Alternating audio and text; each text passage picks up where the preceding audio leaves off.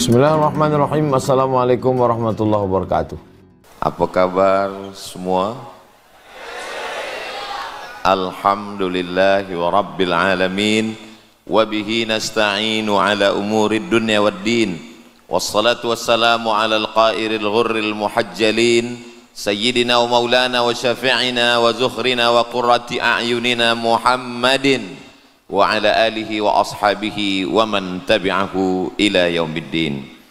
Yang berhormat Datuk Haji Hanafiah bin Mat, Pengerusi Jawatan Kuasa Infrastruktur, Utility dan Pembangunan Luar Bandar Merangkap Adun Cukai. Yang berhormat Dr. Muhammad Khalil Abdul Hadi. Yang berhormat ahli-ahli Majlis Mesyuarat Kerajaan Negeri Terengganu, ahli-ahli Dewan Undangan Negeri Terengganu, ahli-ahli Parlimen dan ahli Dewan Negara. Yang berbahagia datuk-datuk yang diraikan Al-Fadil Al-Allamah Syekhuna Al-Ustaz Azhar Idrus Hafizahullah wa saddada khutah matta'anallahu bituli umurihi. Semoga Ustaz Azhar Idrus panjang umur, sehat badan, manfaat ilmunya untuk kita semua. Yang berusaha Ustaz Muhammad Zulkhairi bin Ngah, Pengarah Akademik Didik Ulama Amilin Terengganu Duat, ketua-ketua jabatan agensi kerajaan negeri serta wakil, seterusnya seluruh tuan-tuan guru, para da'i dan hadirin hadirat semua yang berhadir ini insyaallah dimuliakan Allah Subhanahu wa taala. Amin ya rabbal alamin. Kalaulah kita hidup pada zaman Umar ibn al-Khattab, tentulah beban kita ringan, sebab beban kita itu sudah dipikul oleh Sayyidina Umar ibn al-Khattab. Seandainya kita hidup pada zaman Salahuddin al-Ayyubi, maka kita tidak akan ditanya Allah Ta'ala, sebab beban kita dah diambil oleh Salahuddin al-Ayyubi. Allah meridai dan memuliakannya. Kalaulah kita hidup di zaman Muhammad Al-Fatih, di zaman Sultan Abdul Hamid II, maka kita pun insya Allah tidak akan ditanya Allah. Malang tak dapat ditolak, untung tak dapat diraih. Kita hidup di zaman Donald Trump, kita akan diminta tanggung jawab di hadapan Allah Subhanahu wa taala. Hai Abdul Samad, apa yang udah engkau sampaikan tentang Palestin, tentang derita saudara di Gaza, alhamdulillah saya bersyukur pada Allah Subhanahu wa taala. Tadi Al-Fadil Ustaz Azhar Idrus membagi tahu pada saya, malam ini 20.000 umat Nabi Muhammad sallallahu alaihi wasallam yang mendengar, yang menyaksikan.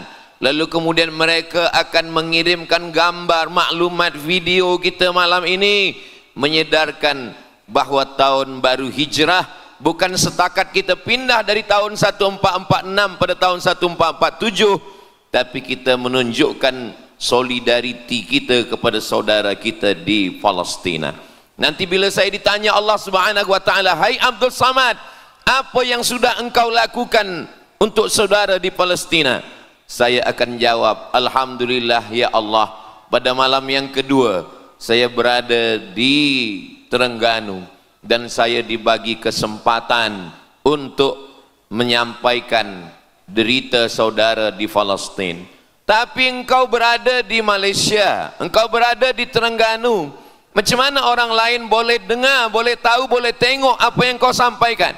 InsyaAllah walaupun saya di Terengganu, walaupun saya di Malaysia, InsyaAllah pesan yang saya sampaikan ini sampai ke merata-merata saudara kita, sebab mereka akan menonton melalui channel Ustaz Abdul Samad Official. Jangan lupa subscribe, like, share and comment.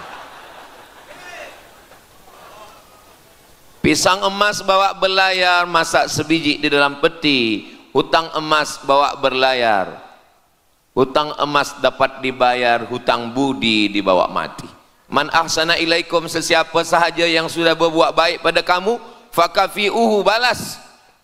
Fa illam tajidu, kalau kamu tak mampu membalas, fad'u lahu, doakanlah. Saya tak dapat membalas kebaikan semua orang-orang yang sudah memberikan kesempatan pada saya untuk berbicara tentang hijrah dan solidariti Palestina. Mudah-mudahan yang sudah bertungkus lumus, bersusah payah, titik peluh keringat, air mata, mudah-mudahan Allah membalas, memanjangkan umur, memberikan istiqamah iman dan Islam, dan kita semua dibagi Allah husnul khatimah, mati dalam keadaan la ilaha illallah Muhammadur Rasulullah sallallahu alaihi wasallam. Mengapa Israel ini ingin betul mengambil Palestina ini? Apa yang ada di Palestina? Apakah di Palestina itu ada emas? Apakah di Palestina itu ada perak? Mengapa mereka bersemangat betul ingin mengambil Palestina ini? Pada tahun 2007, Al-Faqir Abdul Samad, saya menterjemah satu buku berbahasa Arab, judulnya Tarikh Ad-Diyanah Al-Yahudiyah, ditulis oleh seorang ulama daripada Al-Iskandariyah, Mesir. Di situ dia bagi satu jawaban, kenapa orang Israel itu amat sangat menginginkan Palestina. Rupanya ada seorang bernama Israel. Israel maknanya dua. Isra abdun, el bahasa Hebrew language, bahasa Ibrani. El artinya Tuhan, Israel artinya hamba Tuhan. Tapi mereka punya makna yang kedua. Israel artinya al-musari' lillah. Al-musari' lillah, orang yang bergulat, orang yang mengalahkan Tuhan. Rupanya Tuhan pernah kalah, dan ketika Tuhan kalah, lalu Tuhan memberikan hadiah satu petak tanah, dan tanah itu adalah tanah Palestina menurut mereka. Jadi mereka meyakini bahwa ketika Tuhan dikalahkan oleh Israel, maka hadiahnya adalah bumi Palestina. Itulah kenapa mereka amat sangat ingin mengambil tanah itu. Tapi kita pula, Palestina bagi kita adalah hijrahnya Nabi Muhammad sallallahu alaihi wasallam yang dituliskan dalam Al-Quran. A'udzubillahi minasyaitonir rajim. Subhanalladzi asra bi'abdihi lailan minal masjidil haram ilal masjidil aqsa alladzi barakna haulah. Dulu semasa belajar di Al-Azhar, ada satu subjek namanya Al-Milal wan Nihal. Al-Milal maknanya aliran-aliran keugamaan, wan Nihal ugama-ugama. Maka salah satu aliran itu disebut dengan Zion. Zion adalah nama satu bukit yang ada di Palestina. Lalu mereka mengambil nama ini sebagai satu gerakan dunia. Dalam bahasa Arabnya disebut dengan As-Sahyuniyah atau Zionis. Mereka ingin mengembalikan Yahudi ke Palestina. Apa yang membuat mereka ingin? Rupa-rupanya mereka meyakini bahwa mereka menunggu-nunggu seorang lelaki. Lelaki itu bernama Mesyah. Dalam bahasa mereka sebut dengan Mesyah. Dalam bahasa Arabnya adalah Al-Masih. Al-Masih diambil dari kata masaha. Masaha artinya disapu. Kita dalam wuduk ada menyapu. Idza qumtum ila shalah, kalau kamu ingin sembahyang, faghsilu wujuhakum, muka dibasuh. Wa aydiyakum ilal marafiq, tangan pun dibasuh hingga ke siku. Tapi kepala dengan telinga tidak dibasuh. Kepala dengan telinga disapu. Wamsahu biru'usikum, disapu. Jadi kenapa dia dikatakan Al-Masih? Kerana dua. Pertama, waktu lahirnya badannya disapu dengan minyak. Yang kedua, setelah dia besar, bila dia tengok orang lumpuh, dia sapu. Orang yang lumpuh boleh tegak berdiri. Bila nampak orang buta, dia sapu. Orang buta boleh menengok. Bila nampak orang mati, dia sapu. Dan orang mati pun boleh tegak berdiri. Dia tunjuk tanah. Ya ard umbuti, wahai tanah tumbuh tanaman. Dia tunjuk langit, ya sama imtiri, turunkan hujan. Dia tunjuk orang mati, ya mayyit qum, orang mati tegak berdiri. Maka dia disebut dengan Al-Masih. Tapi Al-Masih ini ada yang original. Itulah dia Al-Masih Isa anak Maryam alaihi salam. Tapi ada Al-Masih satu lagi, macam Isa. Orang Arab bila ada mangkuk mereka sebut dengan wi'a. Kalau mangkuk ini emas, mereka katakan al-wi'a al-zahabi, mangkuk emas. Tapi kalau mangkuk ini dari perak tapi dibalur dengan emas, mereka akan mengatakan al-wi'a al-mudajjal. Dia bukan emas tapi dia nampak macam emas, maka dia namanya mudajjal. Begitu juga dengan Al-Masih ini. Al-Masih yang betul-betul Al-Masih, dia adalah Al-Masih Isa anak Maryam. Tapi ada yang macam Al-Masih, bentuknya macam Al-Masih, macam mukjizat Al-Masih, tapi dia bukan Al-Masih. Itulah dia Al-Masih Ad-Dajjal. Sebenarnya mereka sedang menunggu Al-Masih Ad-Dajjal. Kita pula sebelum salam kita minta perlindungan kepada Allah dari Al-Masih Ad-Dajjal. Allahumma inni a'udzubika min azabi jahannam wa min azabil qabri wa min fitnatil mahya wal mamat wa min syarri fitnatil masihid dajjal. Kita minta tolong pada Allah supaya jauh daripada Dajjal. Mereka menunggu-nunggu Dajjal. Kenapa mereka ingin menunggu Dajjal? Sebab menurut mereka bila Al-Masih Dajjal ini datang, maka nanti kambing akan berdamai dengan serigala.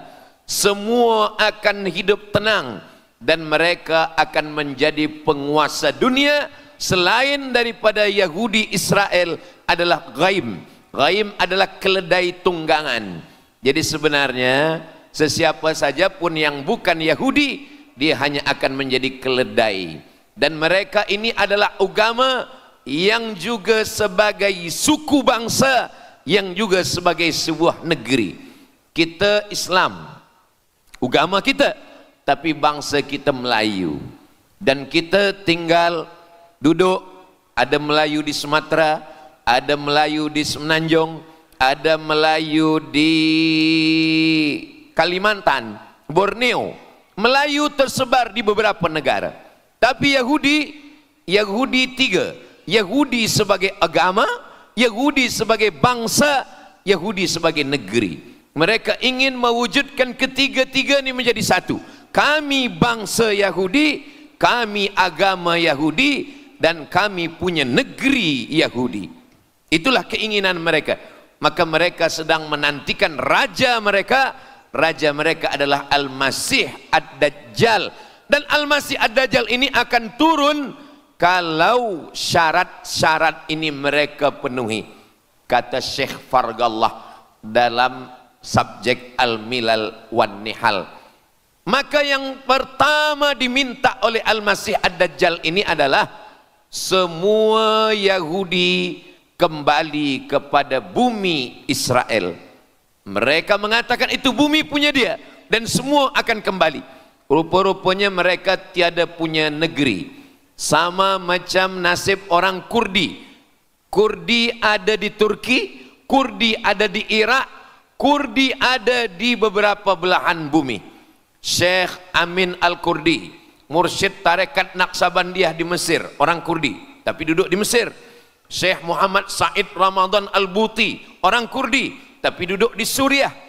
Salahuddin Al-Ayyubi, orang Kurdi tapi dia raja di Mesir. Mereka pun di seluruh dunia ada, tapi mereka tak ada punya negeri. Maka mereka ingin mengambil Palestina.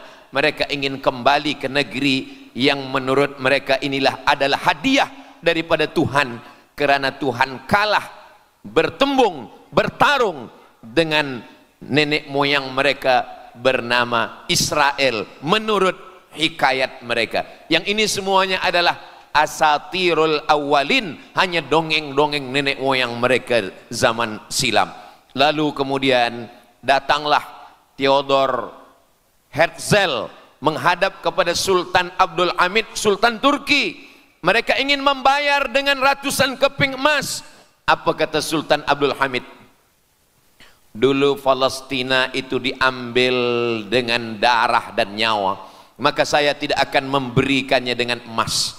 Lalu kemudian apa yang terjadi? Mereka menghalau Sultan Abdul Hamid dengan seorang lelaki bernama Mustafa Kemal Ataturk.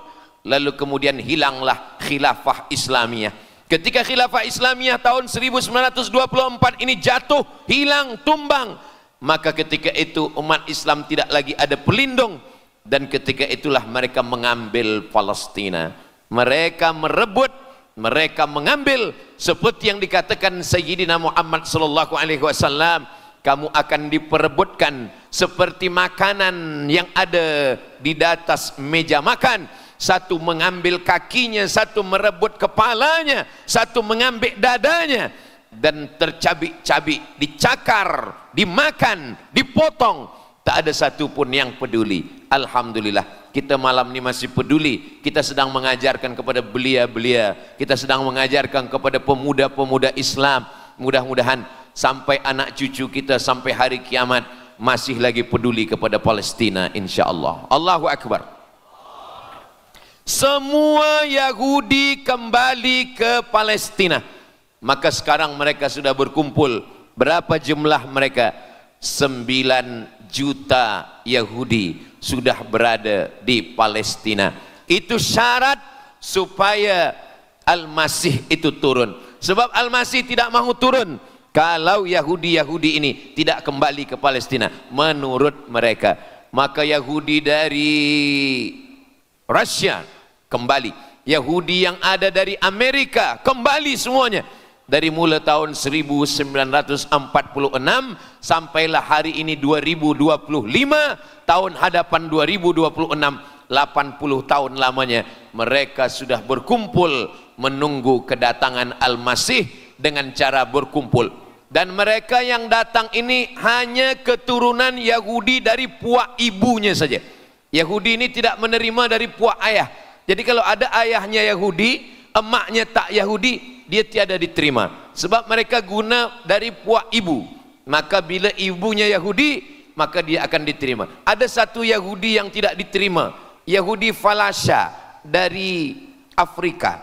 Yahudi Falasha ini datang, mereka dari Ethiopia, mereka menyeberang ke Sudan, dari Sudan mereka masuk ke Mesir, dan mereka datang ke Palestina. Mereka pun nak masuk juga, tapi mereka tertolak sebab dia mengaku Yahudi tapi kulit dia hitam. Saya tak tahu di tempat kita, tapi di tempat saya banyak juga Yahudi, namanya Yahudi pesek. Kulit dia hitam, hidung dia pesek, tapi otak dia Yahudi. Ini lebih berbahaya lagi, mereka menyebarkan kebencian. Jadi sebenarnya Yahudi adalah makhluk yang paling unsuri, rasisme. Mereka tiada menerima selain daripada Yahudi. Siapapun yang datang ingin mengaku orang Yahudi, kalau ditengok nasabnya tidak sesuai daripada ibu, dia tidak akan diterima. Sedarlah wahai orang yang membela-bela Yahudi, wahai orang yang membela Yahudi, kalau kamu bukan Yahudi maka kamu tidak akan diterima, kerana Yahudi adalah agama, Yahudi adalah bangsa, dan Yahudi adalah negeri. Mereka ingin mewujudkan ini. Maka berdatanganlah Yahudi beramai-ramai, lalu mereka pun turun ke Palestina. Sampai hari ini mereka terus berdatangan. Lalu kemudian yang kedua, syarat Yahudi didatangi oleh Al-Masih, Mesias, mereka mesti menanam tanaman yang hijau. Jadi kalau mereka bayangkan Al-Masih ini sedang berada di langit, dia selalu memandang ke bawah, dia tengok Yahudi dah berkumpul atau belum. Kalau berkumpul dia tak nak turun. Bila dah berkumpul semua ramai, baru dia turun. Dah berkumpul 5 juta, dia belum juga turun. Dah berkumpul 9 juta, dia belum juga turun. Rupanya yang kedua, dia ingin supaya tanah Palestina itu hijau. Bila nanti dah hijau semua, baru dia turun. Dan tanaman yang hijau itu pun dia yang memilihkan tanamannya. Tanamannya adalah yang disebutkan Nabi 14 abad silam, Syajaratul Gharqad. Nanti semua akan membela umat Islam, sampai-sampai batu berkata, apa kata batu? Ya abdallah, wahai hamba Allah, hadza Yahudi khalfi, ini di belakang saya ada Yahudi, faktulhu, bunuhlah dia. Kata Nabi, jangankan manusia, batu pun membela umat Islam. Batu akan berkata, ya abdallah, wahai hamba Allah, hadza Yahudi, ini di belakang saya ada Yahudi, faktulhu, bunuh dia. Tapi ada satu yang membela mereka. Siapa dia? Syajaratul Gharqad, pokok kayu Gharqad. Allah menunjukkan sampai hari ini mereka menanam pokok Gharqad ini. Saya belajar ke Mesir tahun 1998. Musim panas tahun 1999, saya pergi ke satu kawasan bernama Aris. Selepas itu pergi ke sebuah kota. Kota ini bernama Rafah. Rafah ini dibagi dua. Setengah diambil oleh Yahudi, setengah lagi diambil oleh Mesir. Dari sempadan ini kita boleh menengok hijau. Lalu saya pun bertanya kepada ulama yang mendampingi kami, Tuan Syekh, itu pokok apa yang hijau? Kata Syekh, itulah pokok yang disebutkan Nabi Muhammad sallallahu alaihi wasallam. Pokok itu bernama Syajaratul Gharqad, dan mereka memang menanam pokok itu sekarang. Supaya apa? Supaya Al-Masih menengok dari atas, bila dia tengok dah hijau, dia pun akan turun menurut keyakinan Yahudi. Yahudi sudah berkumpul 9 juta orang. Pokok Gharqad sudah ditanam, sudah. Ada lagi. Apa dia? Mesti menghancurkan Babilonia. Babilonia adalah raja yang dulu menghancurkan kerajaan Yahudi. Nama rajanya Nebukadnezar. Nebukadnezar dari Babilonia menghancurkan kerajaan Yahudi. Maka Yahudi ini pendendam. Orang yang paling dendam di atas dunia ini adalah Yahudi. Nebukadnezar sudah lama musnah. Tapi dendam mereka kepada Irak sampai hari ini. Babilonia itu adalah Irak. Maka siapapun yang menjadi penguasa, pasti mereka akan perintahkan untuk menghantam Irak. Dari mula George Bush sampailah sekarang, Irak selalu dihantam. Dituduh bahwa Irak ada punya senjata membunuh manusia. Mereka katakan bahwa Saddam Hussein ini ada memiliki senjata yang boleh menghancurkan peradaban manusia. Akhirnya mereka membunuh Saddam Hussein. Apa yang terjadi? Sampai hari ini Saddam Hussein tiada memiliki apapun untuk menghancurkan umat manusia. Jadi sebenarnya adalah ini agenda daripada Yahudi. Mereka ingin menghancurkan Babilonia, dan Babilonia itu adalah Irak pada zaman modern sekarang ini. Setiap penguasa pasti menghancurkan Irak, sebab mereka amat sangat benci dan dendam kesumat kepada Irak. Ada buku judulnya Al-Yahud fi Masr, orang Yahudi di Mesir. Lalu kemudian seorang jenderal Yahudi bernama Musa Dayan. Musa Dayan buta matanya sebelah. Lalu Musa Dayan ini meminta kepada Presiden Prancis bernama De Gaulle. Lalu De Gaulle pun menelpon Presiden Mesir bernama Anwar Sadat. Bukunya ada, saya simpan di rumah. Dia katakan bahwa kepada Anwar Sadat, wahai Tuan Presiden Anwar Sadat, ini mami yang ada di Museum Mesir Kaherah itu sedang sakit. Jadi untuk menyehatkannya mesti dibawa ke Prancis, ke Paris. Lalu disediakanlah pesawat terbang untuk membawa mami ini. Dulu saya pernah dengar tazkirah Ustaz Azhar Idrus, jangan anak panggil mak mami, sebab mami itu inilah mami Fir'aun, mami return. ini mami ini sakit, maka dia mesti disihatkan, ada bakteri, maka dia mesti disihatkan, dibawa ke Paris, Prancis. Akhirnya diterbangkan pada masa Presiden Anwar Sadat, dibawa ke hospital. Sampai di hospital, rupa-rupanya Jenderal Musa Dayan yang buta sebelah sudah menunggu mami. Begitu mami Ramses II, Fir'aun sampai, dia terus meninju muka mami itu. Kenapa? Sebab dia dendam. Inilah yang dulu menghalau nenek moyang dia dari Mesir. Gila. Yahudi ini adalah orang-orang yang gila. Sampai hari ini mereka punya dendam yang tak berkesudahan. Sampai mami yang sudah menjadi kering, kita pun menengoknya biasa-biasa saja. Tapi Musa Dayan melampiaskan dendam kesumat dia sampai pada masa Presiden Anwar Sadat, yang akhirnya Anwar Sadat pun mati terbunuh ditembak oleh Khalid Islambuli. Begitulah Allah Subhanahu wa taala menceritakan saksi sejarah supaya umat Islam faham bagaimana fikiran, bagaimana sakit jiwanya orang-orang Yahudi. Mereka sudah berkumpul di Palestina 9 juta. Tanam-tanaman hijau sudah ditanam. Irak sudah dihantam, hancur lebur Irak. Apa lagi yang mereka lakukan? Tanah Palestina mesti merah. Tanah Palestina tidak boleh hitam. Tanah Palestina mesti merah. Apa yang membuat tanah Palestina merah? Merah karena darah budak-budak, anak-anak yang tak berdosa dari Palestina. Jadi kalau ada orang yang hari ini terheran-heran, mengapa mereka membunuh budak kecil? Mengapa mereka menjatuhkan bom untuk menghancurkan rumah, membunuh perempuan yang hamil tiada berdosa? Tapi bila orang faham, dia mengerti, sesungguhnya mereka ingin supaya darah anak-anak yang tiada berdosa itu tumpah.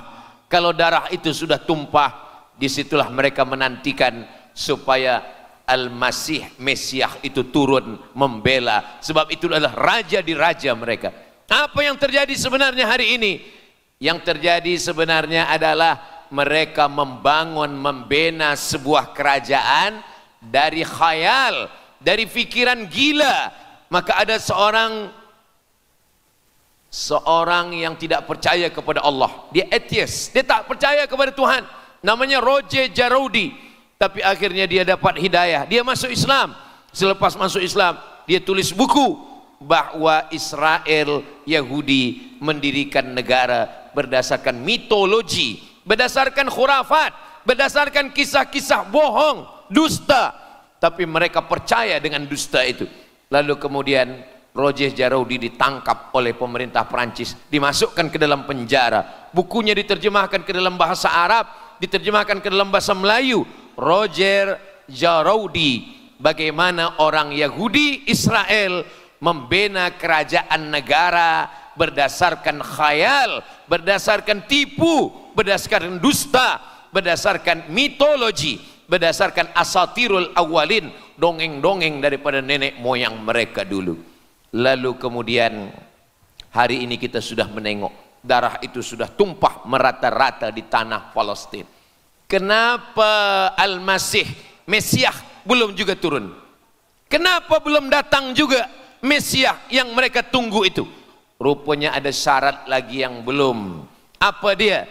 Mereka mesti membina satu yang disebut dengan Haikal Sulaiman, Temple of King Solomon. Mereka meyakini bahwa raja mereka adalah Solomon, dan dia ada sebuah kuil yang mereka sebut, mereka tulis bukunya Temple of King Solomon. Di mana letaknya? Letaknya adalah di atas Al-Masjidil Aqsa. Mereka ingin menghancurkan Al-Masjidil Aqsa, diratakan dengan tanah. Nanti mereka akan bina Temple of King Solomon. Selepas itu mereka siapkan satu kerusi singgasana. Selepas itu nanti barulah turun Al-Masih, Mesiah yang dijanjikan menurut mereka. Yang semuanya ini adalah dusta, bohong, tipu daripada Zionis, kerana mereka ingin menguasai dan mereka ingin membuat sebuah negara yang sangat besar, yang negara itu disebut dengan The Great Israelian, Israel Raya. Dia dari 2 sungai. Biasanya orang membuat map itu rahasia. Map biasanya rahasia yang disimpan, tapi orang Yahudi Israel, mereka buatkan mapnya di dalam bendera mereka. Kita membuat sesuatu yang rahasia kita simpan, tapi mereka membuat satu garis biru di atas, satu lagi garis biru di bawah. Yang di atas itu adalah Sungai Nil, Sungai Nil di atas, dan yang di bawah itu adalah Sungai Efrat. Sungai Nil di atas, Afrika Utara, Mesir. Sungai Efrat di bawah, Sungai Efrat ada di Irak. Lalu di tengah itu ada bintang segi 6. Apa maknanya? Mereka ingin membina sebuah kerajaan yang luasnya dari Nil hingga ke Efrat. Itulah kenapa ketika mereka membuka embasi di Kairo, ketika Israel membina embasi di Kairo, ini Sungai Nil, ini bagian atas, ini bagian bawah. Kerajaan Mesir membagi embasi Israel tanah di bawah Sungai Nil. Mereka tidak mau. Mereka ingin membina embasi di atas Sungai Nil. Kenapa mereka tidak mau membina embasi di bawah Sungai Nil? Karena menurut mereka di bawah Sungai Nil adalah negeri kami. Orang membina embasi hanya di luar daripada kerajaannya. Jadi sebenarnya menurut pengakuan mereka, Mesir yang ada sekarang, semua yang ada di bawah Nil hingga ke Efrat Irak, itu adalah kerajaan mereka, yang kalau mereka mewujudkan itu nanti, mereka akan menjadikan semua manusia ini sebagai keledai tunggangan. Alhamdulillah, itu disampaikan oleh Syekh Fargallah. Lalu kemudian kami membacanya, mempelajarinya, beliau bacakan di kelas, dan hari ini saya amat sangat bersenang hati. Tapi kita tetap susah hati dengan Palestina. Saya merasa senang hati sebab saya boleh menyampaikannya kepada para belia pemuda muslimin muslimat yang hadir malam ini. Macam mana suara saya, jelas tak jelas? Jelas. Yang saya sampaikan ini boleh faham? Alhamdulillah. Yang tak faham nanti faham sendiri insyaallah. Begitulah Allah Subhanahu wa taala. Saya dulu pernah berjumpa dengan Syekh Muhammad Jibril. Lalu kemudian saya tanya Syekh Muhammad Jibril, Syekh, kenapa Allah membinasakan kaum Ad, kaum Samud, kaum Madian? Wa ila Samuda akhahum Salihah, wa ila Madiana akhahum Syuaiba, wa ila Adin akhahum Huda. Madian, Samud, Ad, semuanya musnah. Iram dzatil imad, Iram hilang semuanya. Tapi kenapa Yahudi ini masih ada sekarang? Kenapa Allah tak musnahkan? Kata Syekh Muhammad Jibril, Allah Maha Kuasa untuk memusnahkan Yahudi Israel. Senang saja bagi Allah. Innama amruhu idza arada syai'an ayyakula lahu kun fayakun. Yahudi Israel mati semua, rata dengan tanah. Satu jeritan malaikat mati mereka semua. Allah goncangkan bumi, habis mereka ditelan bumi. Ya bunayya, wahai anakku, kalaulah Israel Yahudi ini mati, lalu kamu masuk surga dengan apa, kata dia. Sebenarnya Allah masih menyisakan Yahudi ini supaya kita berjuang. Sekarang ada umat Islam yang amat sangat lemah. Dia bukannya ikut berjuang, tapi melemahkan perjuangan orang. Bila ada umat Islam yang berkumpul beramai-ramai, solidariti tentang Palestina, dia berkata, katanya Allah Maha Kuasa, kenapa Allah tak binasakan? Dulu arsalna alaihim tayran ababil, datang burung ababil, tarmihim bihijaratin min sijil. Mana ababil sekarang? Kenapa Allah tak kirimkan ababil? Saya pun pernah tanyakan ini kepada masyayikh, Syekh, kenapa Allah tak kirimkan ababil? Dulu ketika Abdul Muttalib memegang kunci Ka'bah, masa itu tak ada orang beriman. Abdul Muttalib bersendirian. Lalu kemudian dia datang ke Ka'bah, dia letakkan kunci itu. Ya Allah, Inna li hadzal baiti rabban yahmih. Saya sendiri seorang saja, saya tak sanggup untuk menolong Ka'bah. Inna li hadzal baiti rabban yahmih. Ka'bah ini ada pemiliknya, Ka'bah ini ada pelindungnya, Allah akan melindungi. Itulah mengapa Allah mengirimkan alam tara kaifa fa'ala rabbuka bi ashabil fil alam yaj'al kaidahum fi tadlil. Kenapa Allah kirimkan tayran ababil? Karena tidak ada orang beriman, hanya Abdul Muttalib sendiri. Tapi sekarang 2 miliar orang beriman yang bersyahadat asyhadu an la ilaha illallah wa asyhadu anna muhammadan rasulullah. Itulah kenapa Allah tidak mengirimkan tayran ababil. Itulah kenapa Allah tidak membuatkan goncangan. Itulah kenapa. Tapi sedikit banyak Allah mulai menurunkan pertolongannya.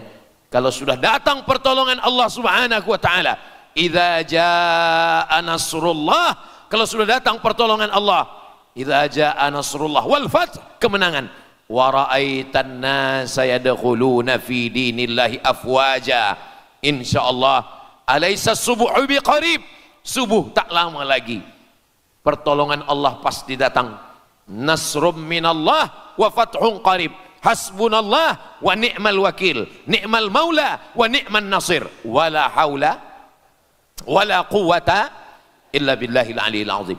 Kalau kita seorang cikgu, kalau kita seorang ulama, sampaikanlah kepada umat. Sebagai seorang ayah, sampaikan kepada anak.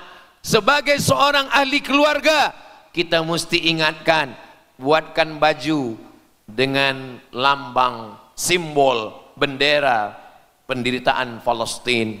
Kalau kita menonton dengan keluarga di rumah, tontonkan bagaimana penderitaan anak-anak di Palestina.